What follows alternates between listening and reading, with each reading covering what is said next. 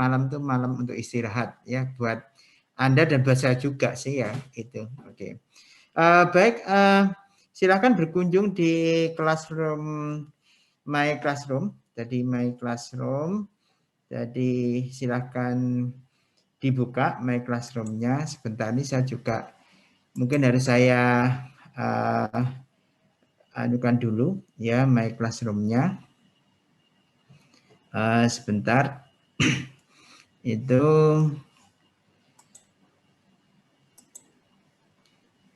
oke. Masih proses juga sebentar.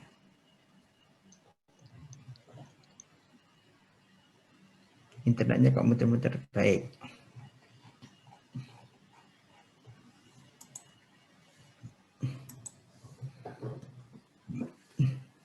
Baik, saya mohon izin share ya daripada kali ini saya mohon izin share. Baik, ya mungkin kalau yang lain internetnya agak bambet ya nanti bisa lihat di sini dulu. Saya izin dulu untuk share screen ya. Jadi share screen. Oke. Baik, apakah sudah buka di My Classroom? Di My Classroom ITS ya. Ini saya share. Sudah kelihatan? Oke. Baik ya. Sudah. Jadi alhamdulillah pada pertemuan yang kemarin kita sudah sedikit banyak membahas tentang terkait dengan pengetahuan, ilmu filsafat ya dan etika. Nah, kita mungkin sedikit hari ini kita kita review. Tadi reviewnya tidak banyak-banyak ya. Tapi ini mungkin ada yang sudah ini etika tentang penelitian. Penelitian yang dilakukan oleh setiap anggota Civitas Akademika harus memenuhi kaidah keilmuan dan dilakukan berlandaskan hati nurani, moral, kejujuran, kebebasan, dan tanggung jawab. Setiap peneliti dalam melakukan kegiatan penelitiannya harus memenuhi prinsip dasar.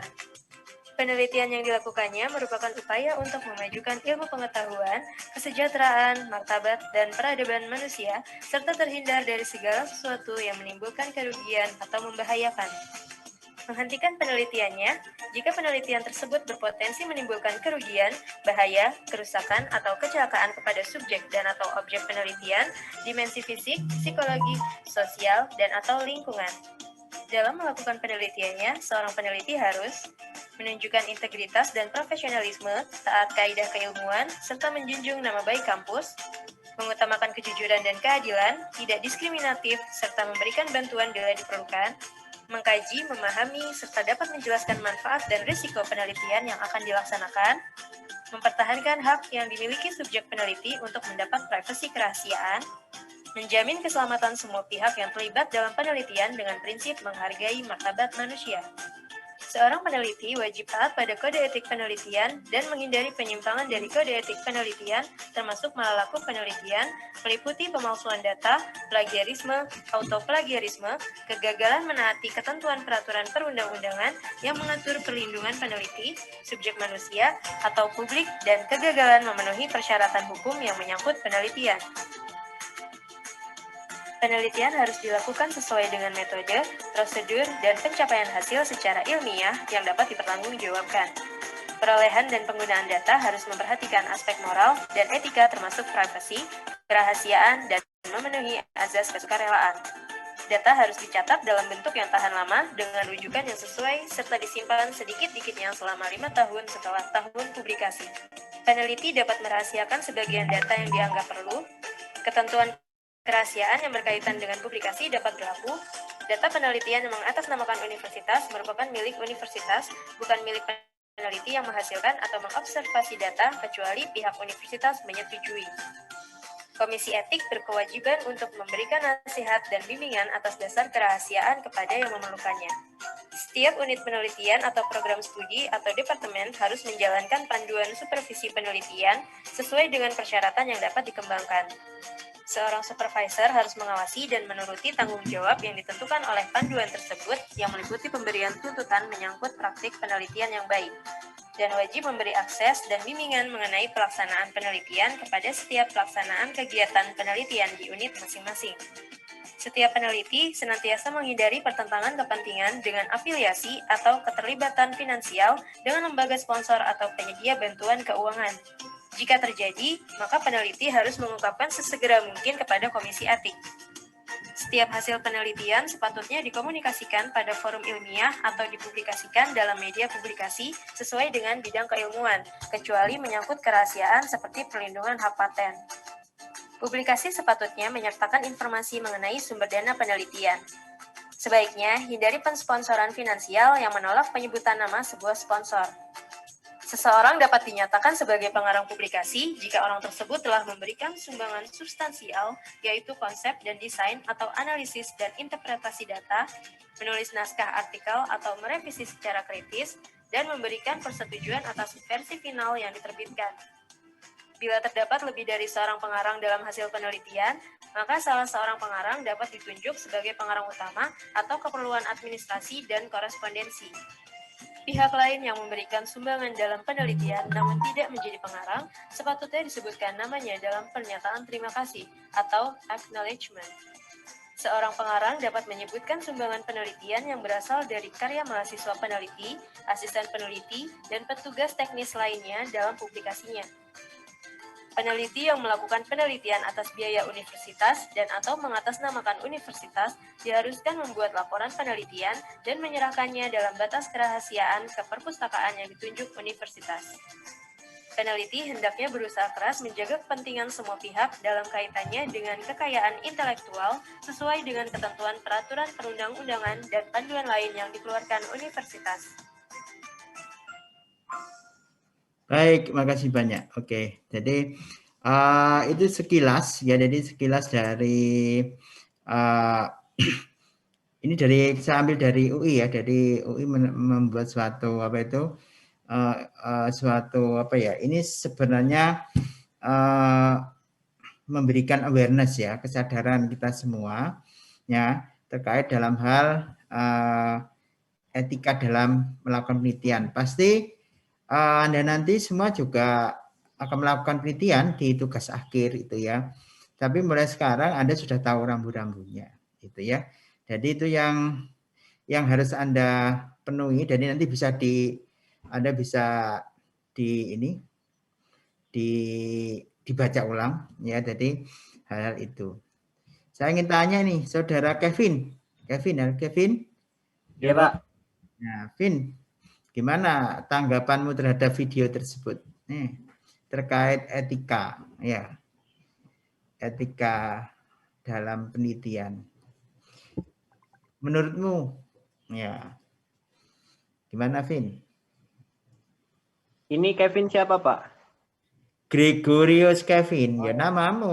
Masuk anak Kevin berapa sih? Ada 2 Kevin, Pak. Satunya saya, satunya Kevin Fausta. Nih, Kevin Fausta mana? Ayo diaktifkan videonya. Kevin. Enggak muncul, ayo. Wah, ini Kevin Fausta. Ya, 2 Kevin nih. Sekarang Kevin yang kedua, nanti yang Gregorius Kevin setelah Kevin Fausta. Gimana Kevin Fausta? Itu sudahkah melihat video yang saya share tadi? Nah. Ya, tadi saya memperhatikan mungkin etikanya harus dipelajari ulang, Pak, supaya sesuai dengan yang ada gitu. Kayak tadi ada kerahasiaan dan lain-lain, mungkin hal yang baru bagi saya juga, Pak. Ya, biasanya gini, kalau hal-hal yang belum terungkap, ya itu memang harus dirahasiakan, ya. Contohnya sekarang virus corona, ya. Virus corona kan belum ada orang yang ini, tapi kan orang kan berlomba-lomba kan pengen ini kan, tapi kan kalau mau benar-benar diakui kan ya harus dirahasiakan dulu, ya dia harus membuat itu pun kan juga Anda bisa perang kan. Sekarang perang teknologinya itu sekarang lebih mengerikan kan ya, pakai bio apa? Semua teknologinya itu pakai chemical ya, perang senjatanya virus pun juga bisa dia apa? Jadikan senjata. Orang meriset ya. Makanya itu juga apa? Kerahasiaan itu penting. Ya, itu. Nah, makanya ini sebenarnya metode penelitian itu tidak sekedar hanya gimana cara menulis saja, tapi juga membentuk sikap kita sebenarnya. Jadi yang penting itu sikap kita ketika kita apa? Melakukan penelitian itu ya. Jadi nanti di ini itu kalau di itu hampir sama seperti di ETA seperti itu ya. Jadi semua perguruan tinggi PTHB apa PTNBH ya. Nah, UI kan PTNBH. Jadi hampir sama lah dalam apa itu melakukan apa itu beberapa apalagi yang dengan ilmu-ilmu yang lagi berkembang sekarang ya biokimia atau macam-macam sekarang itu lagi apa lagi gencar-gencaran gimana cara dia bisa apa menghasilkan vaksin corona gitu kan itu ya itu jadi baik menurut Kevin bahwa kerahasiaan itu penting pasti itu ya nanti coba itu ya nanti dilihat lagi ya videonya ya tolong dituliskan ya di buku Anda ya nanti saya lihat tulisannya. Baik Pak. Oke, terima kasih. Sekarang Kevin berikutnya, Gregorius. Supaya saya manggil Kevinnya gimana nih? Ini yang Gregorius Kevin ini manggilnya Kevin siapa nih? Saya biasanya dipanggil Greg, Pak. Oh, bagi Greg. Oke, Greg. Oke. Ya, oke. Gimana Greg menurutmu, Greg? Itu. Saya juga tadi waktu nonton dari video yang Bapak putar itu tadi, saya pikir itu saya sudah tahu banyak tentang apa namanya? Permasalahan tentang plagiasi ketika melakukan penelitian atau membuat laporan gitu. Tapi ternyata sepertinya ada masih lebih banyak lagi yang saya pelajari di dalam hal itu. Juga sama dengan Kevin tadi, saya juga baru tahu ada kerahasiaan yang ternyata emang juga perlu untuk dipelajari, Pak. Iya, jadi itu penting. Apalagi Anda seorang yang ini ya, generasi muda ya, biasanya kan punya obsesi gitu ya. Sesuatu yang benar-benar pengen nyobanya banyak gitu ya. Dulu itu kalau nyobanya banyak itu mesti apa? Kalau waktu kecil itu kelihatan ya. Kalau punya mainan diprotoli gitu ya, tapi nggak dikembalikan ya. Sampai sekarang pun bisa terjadi ya, punya sepeda motor diprotoli gitu ya, tapi nggak bisa kembalikan. Bisa-bisa itu apa itu komponennya berkurang atau yang lainnya itu tapi harusnya dikembalikan ya seperti semua. Jadi itu yang melandasi. Jadi itu penting. Jadi memang kalau kita bicara tentang etika dan penelitian itu banyak aspek yang harus dipelajari bersama. Nah, tentunya ini terkait dengan tugas ya. Jadi tugas yang diberikan itu sebenarnya di kuliah ini ingin menguatkan kepada Anda semua. Jadi kita banyak sumber informasi, tapi kita suruh apa? Membuat perspektif. Ya, perspektif gimana sih menurut Anda itu pengetahuan, ilmu, dan filsafat. Ya memang, tapi kalau bisa dihubungkan dengan kondisi real, itu sebenarnya sama. Boleh Anda bisa ngambil dari beberapa sumber, tapi harus menyebutkan apa sumbernya dari mana, supaya Anda nanti tidak disebut sebagai apa? Plagiat. Nah, itu. Jadi mulai sekarang sah-sah saja orang mengambil apa? Bukan mengambil maksud saya. Jadi mereferen karya apa itu hasil-hasil penelitian lain, tapi kita tetap menyebutkan sumbernya. Ya. Tapi jangan sampai kontrol V, kontrol F, kontrol V ya. Tadi ya. Ini ya. Tadi gak mikir pokoknya ya. Nah, itu biasanya itu saya sedih. Kemarin itu kok ada beberapa mahasiswa itu ada yang ngerjakan tugasnya itu dari sumber digital langsung copy paste. Terus nggak nyambung gitu loh. Itu. Jadi kalau dibaca kok aneh ya. Nah, mulai sekarang saya harapkan Anda semua itu untuk apa? Untuk bisa melakukan apa? Ya sekarang harus mulai belajar ya. Belajar untuk apa? Mengkompilasi, untuk apa itu? Menyusun ya dari ini. Baik, jadi itu gambarnya. Nah, yang terkait sekarang itu juga masalah terkait dengan plagiarisme, ya, berarti atau plagiat, ya. Jadi kondisinya adalah bahwa kenapa orang melakukan plagiat itu juga harus kita harus bisa tahu itu kan. Jadi kan, nah mungkin ini juga menjadi diskusi pada siang ini sebenarnya adalah ada beberapa hal yang harus Anda ketahui di sini. Jadi ketika kita melakukan penelitian itu tentunya bahwa orang ingin suatu, pasti penelitiannya adalah ori, ya, artinya asli, ya, tapi kan ada tingkatannya, ya. Jadi tingkatan seseorang itu untuk untuk menghasilkan ini penelitian itu juga benar-benar harus banyak membaca referensi, ya. Saudara Kevin mau raise hand, ada apa? Silakan. Itu Pak, ini ada anak-anak titip yang belum dikonfirmasi untuk masuk ke ruangan ini Pak. Oh iya, sebentar. Sekarang itu agak ribet ini. Bentar.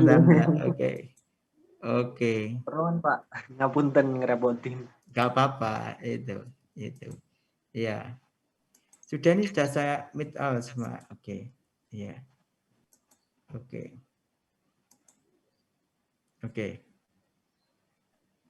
Baik ya. Jadi kita lanjut ya. Jadi dalam hal ini, jadi saya akan mencoba, ini ada yang mau masuk tapi keluar masuk ini siapa ini? Famri Hamzah ini ya. Sebentar. Mungkin jaringan ya. Mohon maaf, mungkin jaringannya agak ini itu. Sebentar, Fahri itu. Baik, Anda nanti coba lihat lagi video-video ini ya. Jadi walaupun di internet ini, tapi kita mencoba untuk melihat lagi ya. Jadi dalam hal ini adalah mungkin terkait hal tersebut itu nanti Anda juga melihat beberapa hal. Jadi Anda sekarang nanti juga kami inginnya dari kuliah ini adalah Anda buat ringkasan ya. Jadi ringkasan tapi disertai ini ya, disertai dengan beberapa contoh ya. Jadi disertai rujukan, nantinya kita belajar menulis ya. Tapi menulis sambil memaknai maknanya ya. Jadi tidak kami tim dosen di sini, saya sama Pak Samsul itu tidak ingin bahwa Anda membuat tugas ini copy paste tidak ya, tapi coba Anda membuat suatu tulisan ya. Jadi tulisan yang terkait dengan topiknya, diberi contoh. Nah, kalau dalam hal ini diharapkan Anda membuat tulisan sederhana, ini sudah ditentukan ya, dibatasi maksimalnya halaman, dan Anda harus membuat anatominya. Mungkin anatominya itu bisa dilihat dari beberapa, misalkan saya ingin membuat seperti di IEEE misalnya, template-nya boleh ya. Jadi ini sudah ditetapkan ya. Jadi nilainya ya, jadi nilainya adalah kurang lebih 3,5% ya. Jadi silakan Anda membuat tulisan terkait dengan informasi yang saya sampaikan di perkuliahan ini. Artinya diharapkan dengan tugas ini Anda nanti benar-benar ada suatu awareness ya. Awareness-nya itu ada kesadaran, oh ternyata seseorang meneliti itu banyak ya anunya yang harus harus diketahui ya, diketahui oleh masing-masing oleh seorang peneliti. Baik, itu terkait itu. Nah, memang kenapa di sini itu dalam hal menulis itu, karena di pertama ini di metode penelitian memang menulisnya itu latihan membuat tulisannya itu sambil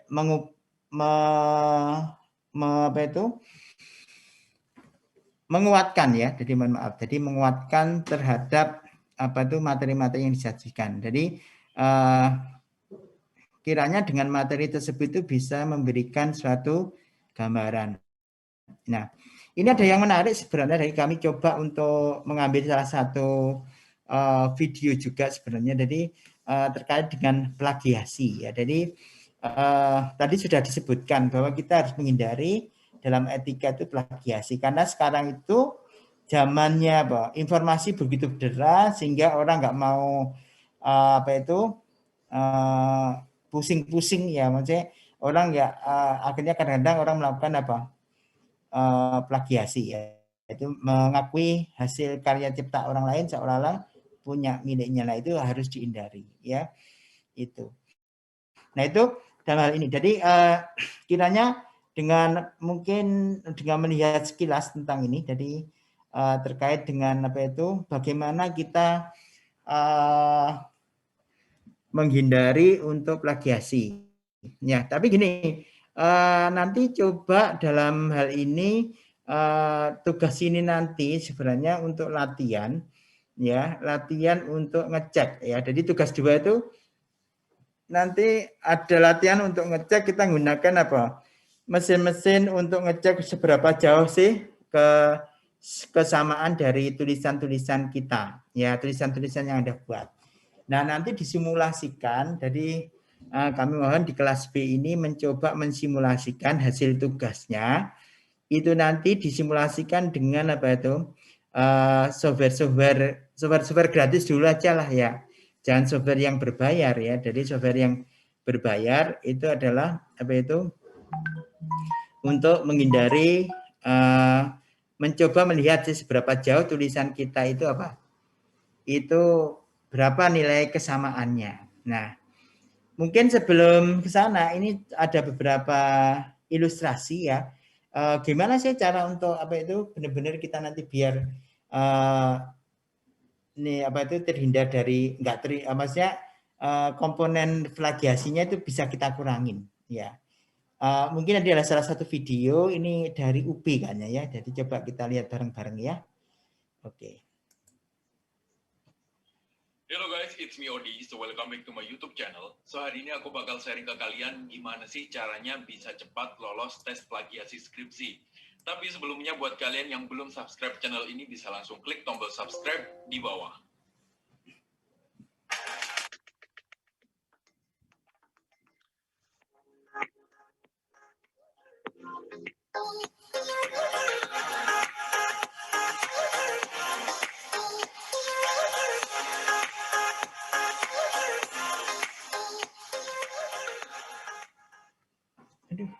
Plagiarisme atau plagiat adalah kegiatan di mana seseorang menjiplak karya original milik orang lain dan diakui sebagai miliknya. Dan pelaku plagiarisme atau plagiat biasa disebut sebagai plagiator. Nah, kenapa ada uji plagiarisme? Karena kegiatan plagiat atau plagiarisme sendiri itu bisa merugikan orang lain atau bisa merugikan kita sendiri. Nah, sebagai contohnya ketika kita punya karya kita sendiri, ide kita sendiri, kita kerja keras tapi orang lain dengan seenaknya menjiplak dan mengakui sebagai karya miliknya, akhirnya kerja keras kita akan sia-sia dan dia akan mendapat untung dan kita akan mendapatkan kerugian. Oh no! Siswa yang lagi ngerjain skripsi atau akan melakukan skripsi, menurutku ada beberapa hal yang perlu diperhatikan agar skripsi kita itu terhindar dari plagiarisme, plagiasi atau plagiat. Apa yang bisa kalian lakukan adalah kalian mencari arsip-arsip atau jurnal-jurnal original dari sumber internasional. Kenapa aku bilang kayak gitu? Karena perbedaan bahasa itu sebenarnya bukan menjadi kesulitan, tapi malah menjadi keuntungan. Ketika kita mencari jurnal-jurnal internasional, maka skripsi kita akan mempunyai perbedaan dengan skripsi-skripsi yang ada di Indonesia pada umumnya. Nah, cara yang kedua yang bisa kalian lakukan adalah kalian melakukan parafrase. Jadi kita sebagai mahasiswa jangan malas-malas untuk melakukan parafrase. Jangan bisanya cuman copy paste.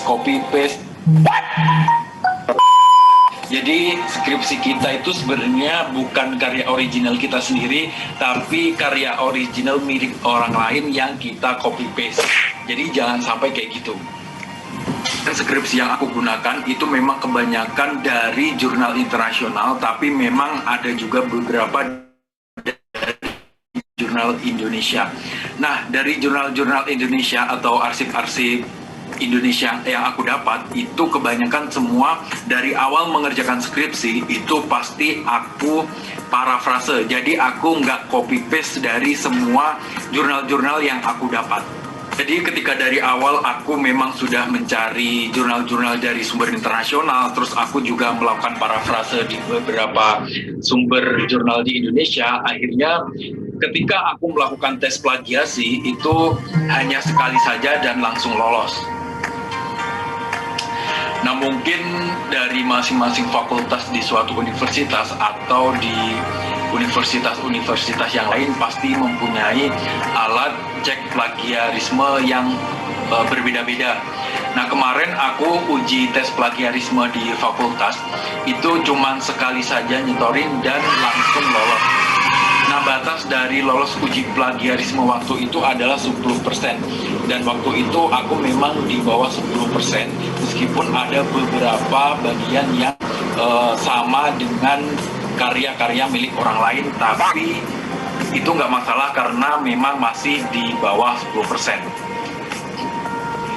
Jadi kita sebagai mahasiswa yang biasanya nulis makalah atau skripsi, itu usahakan jangan cuman copy-paste, tapi emang benar-benar harus berusaha mempunyai ide sendiri, atau kalau memang kita harus mengutip dari karya milik orang lain, seenggaknya kita mencantumkan karya tersebut di bagian daftar pustaka.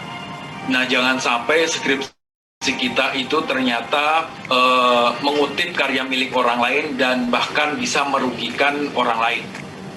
Nah, segitu aja video aku kali ini. Semoga video ini bermanfaat. Jangan lupa like, comment, share, dan subscribe.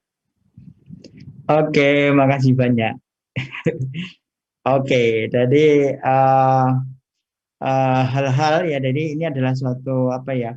Karena sekarang zamannya adalah medsos, jadi semua apa itu apa ya? Ini share, berbagi. Jadi salah satu mahasiswa UB ini punya apa itu pengalaman. Jadi ketika dia ini kalau kelihatannya dia itu mahasiswa akhir gitu ya, mahasiswa akhir yang harus dituntut untuk menulis ya.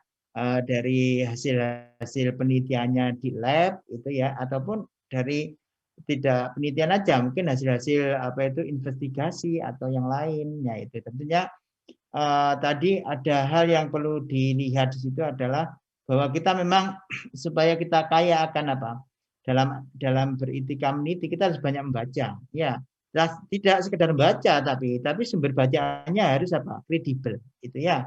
Jadi salah satunya ya jurnal internasional tadi kan ya, jurnal-jurnal internasional atau jurnal-jurnal Indonesia yang memiliki apa, kredibilitas yang bagus itu. Jadi semakin kita banyak membaca dari beberapa jurnal atau baik jurnal internasional, nasional atau dari artikel-artikel yang bereputasi, itu kan menguatkan. Jadi menguatkan kita untuk apa? Tulisan-tulisan. Jadi tulisan-tulisan sehingga semakin banyak Anda membaca, membuat tulisan, maka nanti apa? Akan meluncur ya, dalam artian ya secara otomatis Anda nanti akan apa? Akan tergambarkan di situ bahwa oh ternyata menulis itu tidak mudah sebenarnya. Tapi kalau kita sudah dibiasakan, itu jadi mudah. Sesuatu yang tidak dibiasakan sulit, tapi sesuatu yang dibiasakan itu jadi mudah. Ya. Sama Anda seperti Anda apa itu ketika apa? Ketika belajar ya, jangan harap belajar sekali langsung bisa. Ya, dulu saya mahasiswa tuh gitu, belajar itu minimal bacanya 5 kali. Ya, setelah itu apa? Bikin resume. Resume-nya dibaca orang lain, terus kita suruh apa? Suruh menjelasin. Ya, jadi itu menarik ya. Makanya kalau di mahasiswa itu sebenarnya kita punya teman ya, jadi punya teman sebayarnya. Jadi teman sebaya itu teman untuk kolaborasi, untuk apa? Ya, memberikan apresiasi, memberikan ini, karena itu juga latihan itu kan itu. Nah, setiap tulisan itu bahwa bagaimana ya tulisan saya ini benar-benar apa itu karya saya tidak disebut plagiat itu. Nah, zaman sekarang itu banyak tool ya, banyak tool untuk yang mengecek tulisan kita. Ya, jadi kalau tadi bilang mahasiswa UB itu kalau bisa tulisannya itu kesamaannya di bawah 10%. Wah, itu kan ya. Jadi di bawah 10% hampir mirip, itu enggak masalah ya. Tapi kalau conference itu biasanya ada yang buatkan standar itu di bawah 15%, ada yang di bawah 20%. Jadi kalau di atas itu ditolak tulisan yang kita ajukan. Nah itu dalam hal untuk mengatasi plagiat.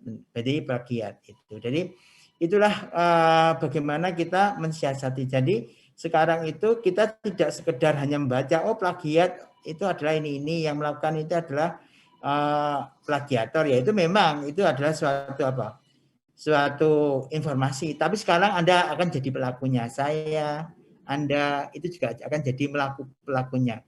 Benarkah sih tugas kita yang kita tulis nanti itu apa? Benar-benar